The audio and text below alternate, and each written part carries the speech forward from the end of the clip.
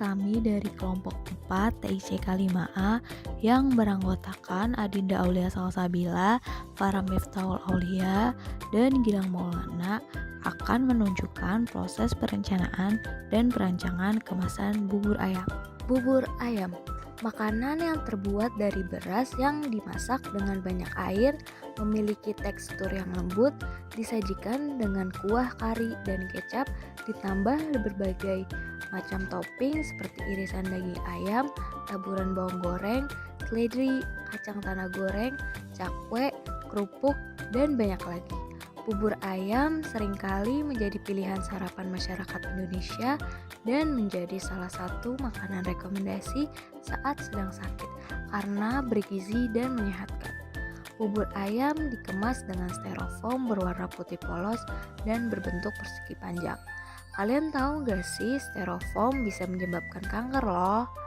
Berdasarkan sumber dari WHO, styrofoam mengandung benzen dan stiren yang telah dibuktikan dapat menyebabkan penyakit kanker. Zat stiren ini dapat berpindah dan mengkontaminasi bubur dikarenakan 3 hal, yaitu suhu bubur ayam yang cukup tinggi, lamanya kontak bubur dengan styrofoam, tingginya lemak pada makanan.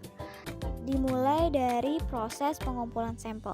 Kami mengumpulkan 30 sampel kemasan yang didapatkan dari referensi internet. Pengumpulan sampel kemasan ini berguna untuk memberikan gambaran elemen desain kemasan yang diinginkan. Selanjutnya, pengumpulan kata kanse. Tahap ini merupakan tahap krusial karena kata-kata yang dihasilkan pada tahap ini menginterpretasikan perasaan konsumen sehingga konsep desain yang dihasilkan sesuai dengan voice of customer terhadap produk. Kata kanse dihasilkan melalui kuesioner dan wawancara langsung kepada 30 responden menggunakan metode purposive sampling, di mana dipilih responden dengan kriteria yang ditentukan. Diperoleh sebanyak 100 kata-kata kanse yang kemudian diredukasi kembali menjadi 40 kata kanse beserta antonim seperti pada tabel berikut. Kuesioner semantik diferensial. Tahap ini dilakukan untuk mengevaluasi sampel dan kata kanse dengan kuesioner semantik dengan minimal 30 responden melalui website QuestionPro. Isi kuesioner berisi kata kanse dan antonimnya yang berjumlah 40 dengan 31 sampel. Berikut dokumentasi dari pengisian kuesioner semantik diferensial. Hasil kuesioner kemudian diolah dengan Excel. Jumlah kata kanse dikelompokkan menjadi 80 kata terdiri dari 40 kata kanse antonim dan 40 kata kanse sinonim. Kemudian dicari nilai maksimal dan minimal. Analisis data prinsipal komponen atau PCA. Data hasil kuesioner kemudian diolah dengan metode PCA melalui software program R. Hasil running PCA kemudian dianalisis dengan 3 metode, yaitu yang pertama ada standard deviation. Didapatkan satu PC dengan nilai standar deviasi terbesar yaitu 5,4828. Yang kedua, accumulation of proportion of variance. PC1 memiliki nilai kumulatif proportion lebih dari 80% yaitu sebesar 96,97%. Yang ketiga, metode Kaisar. Dapat dilihat bahwa hanya ada satu variasi komponen utama yang perlu dipertahankan dengan nilai lebih dari 1, yaitu PC1 dengan nilai 5,48. Berikut merupakan grafik persebaran kanse word. Kata kanse terluar merupakan kata kanse yang terpilih seperti pada gambar yang ditandai. Dari hasil analisis tersebut diperoleh konsep desain terpilih. Hasil kata kanse positif yang pertama, kemasan ramah lingkungan, yang kedua, tidak mudah rusak, yang ketiga, kemasan estetik, yang keempat, kemasan tidak monoton, yang disimpulkan bahwa konsep desain trendy. Hasil kata kanse negatif yang pertama, kemasan food grade, yang kedua, kemasan ready to eat, yang ketiga, kemasan simple, yang keempat, kemasan ringan. Disimpulkan bahwa konsep desain fungsional. Identifikasi elemen kemasan.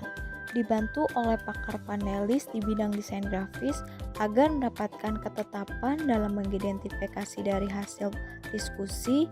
Didapatkan 6 kategori elemen desain, yaitu material, lead shape, body shape, bottom shape, fitur, dan label desain. Berikut merupakan tabel morfologi elemen kemasan yang terdiri dari 6 elemen dengan 7 tipe. Quantification teori tipe 1 atau QTT1. Evaluasi korelasi konsep dan elemen desain dilakukan dengan metode QTT1. Kedua konsep yang didapatkan kemudian dievaluasi dengan menggunakan kuesioner Likert untuk mengetahui hubungan konsep dan sampel kemasan dengan metode purpose Judgment Sampling kepada 30 responden. Kemudian data tersebut diolah mencari nilai min, max, min, dan standar deviasi sebagai data input running software R. Data tersebut diolah menggunakan metode QTT1 dengan software R. Proses ini menghasilkan elemen desain kemasan dengan masing-masing konsep yang divisualisasikan dengan diagram batang. Proses running dibagi menjadi 2 tahap. Tahap 1 running X1, X2, dan X3. Tahap kedua running X4 sampai X6. Dilakukan 2 tahap karena adanya permasalahan yang tidak bisa melangsungkan hanya dengan 1 tahap. Data hasil QTT1 dianalisis konstanta, kategori skor, koefisien korelasi parsial, multip R-square, adjust R-square. Berikut merupakan tabel PCC untuk X1 sampai dengan X6. Dilihat nilai R-square 0,6265.